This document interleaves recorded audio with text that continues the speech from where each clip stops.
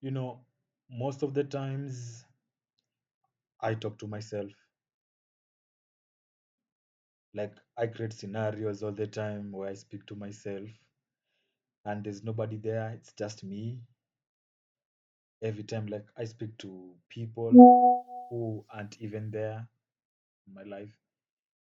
I create imaginary conversations that happened previously. And even I create imaginary conversation with people and I thought maybe this is how it was supposed to go, even if we never spoke, you know. And I really think I use it as a cope, and I've been doing this for the longest time. Even sometimes people think I'm insane, me speaking to myself. Like even nowadays, it has become so usual to a point where I speak even along the road. Like I speak to myself when I'm on the road, and I feel like even the passerbys they feel really scared when they see me, especially during the night. And I don't know why I usually do that during the night. I even find it scary for myself, you know. But I mean, I can't act in this world, you know. I'm not here to act. I just want to be authentic. And if I have to look insane to most of you or to some people out here, I don't know, to you, no perspective. That's your perspective. But I really don't want this kind of thing to turn out to be some sort of cope for myself. Because if I've been doing this for the longest time, that means I've been avoiding something in my life. And other times I usually take a scenario where I met, I've actually approached that girl and everything went right, bro. I don't think about the like. I saw some memes somewhere they say that um you need like try to imagine the best scenario also. So like if I never approached the girl because I was afraid of rejection or some sort, like I mean don't get me wrong, I don't have reas, I don't think I have that. But when I don't approach them, I just look and I say, I already imagine how it's gonna play out on my end. And it's like every time I play it that way and every time I actually do the thing, I usually get rejected. Honestly speaking, I get rejected, bro, instantly.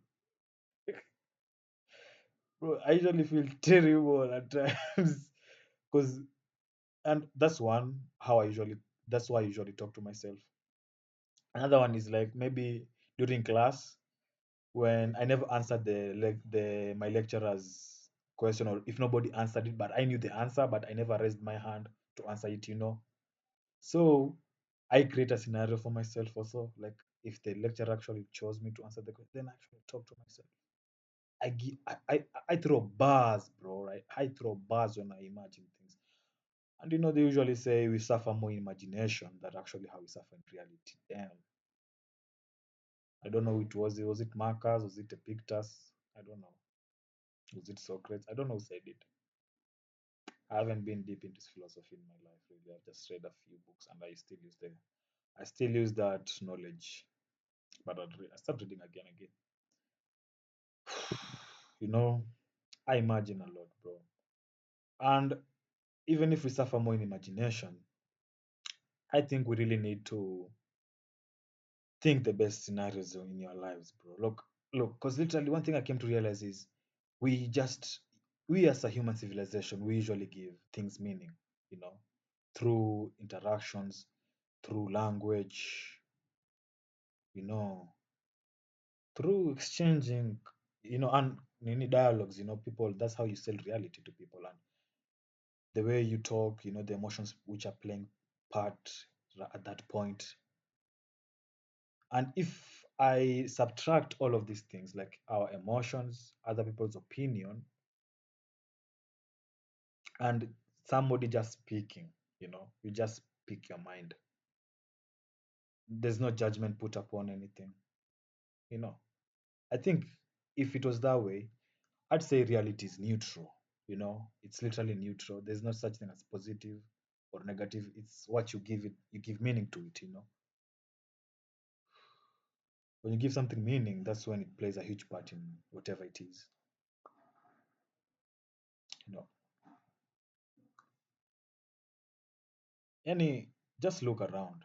You know, and I saw this YouTube video somewhere, a guy saying that everything is a garden. I had that guy was saying, my friend, I have a friend, and my friend tells me that everything to him is a garden. You know, like everything is a garden.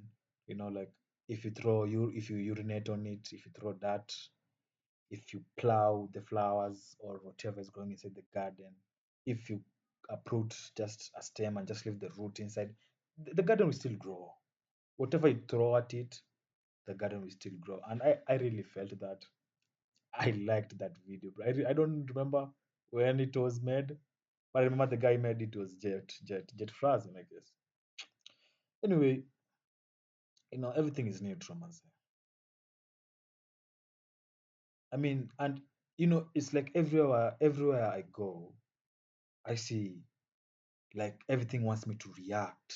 Even the things that they haven't asked me to react to. The things that don't even, they don't even associate me. We don't have even connections with those kind of things. But it feels like everywhere I go, I need to react to things. Hygiene, how people talk to other people, how people approach you, how conductors approach, how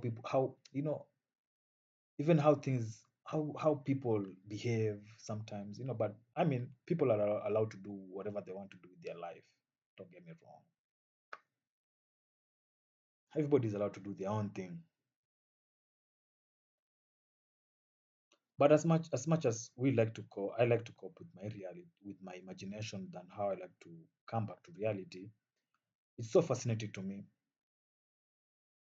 you know. And even when I'm sitting next to somebody, I'm sitting next to them, I don't even talk to them. But when I'm seated there, I've already like imagined, even if they're not even paying attention to me, I'd even imagine that if I try to talk, I know how they'll respond. But one day I'm gonna break this cycle, man. I'm gonna break this system I use. Like this system where I say things like that, like I place judgment on things which are they never actually played any kind of simulation to see even the probability of the outcome or the result of the things that play at that moment. I need to get out of that. And this is one of the things actually I'm trying to cope to try to get out of myself. And as much as I usually like my solitude, not loneliness, I like solitude more. Like I like, you know, being alone. And I think like the things that I myself, I'm the participant, I'm the spectator, I'm the participant, and I'm still the judge. Like I'm everything. There's nobody else. There's no outside party here. You know. And if there's anybody going through that kind of thing, man, you need to get out of your head. We need to get out of our heads, man. Like imagine you're just in your head most of the time.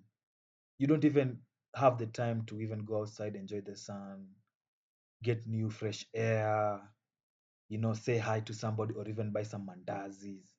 Because in Kenya, bro, I mean, there's a school outside. So basically, here, children go to school by 6 a.m. or 6:30, by 7:30, they're in school. So everybody's outside. I mean, I can go outside and I can speak to anybody, right?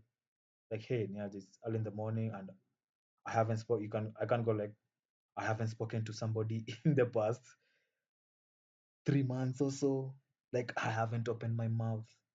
Because, guys, I literally go a very long time without talking to anybody. Even the last academic years, bro.